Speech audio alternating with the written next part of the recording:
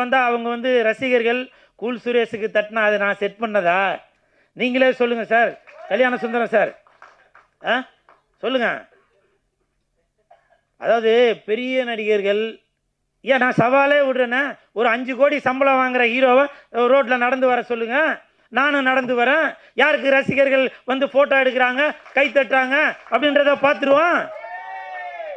சமீபத்தில் கூட ஒரு நம்ம ஐஸ்வரி கணேஷ் ஐயா அவர்களுடைய திருமணத்திற்கு போயிருக்கப்போ, மகளுடைய திருமணத்திற்கு போயிருக்கப்போ, யார் யார் பெரிய நடிகர்கள்லாம் வராங்களோ அவங்களுக்கு தான் பவுன்சர் வந்து ரொம்ப முட்டு கொடுத்துட்டு இப்படி போகிறதும் அப்படி போகிறதும் வலிவிடு அப்படி இப்படின்னாங்க.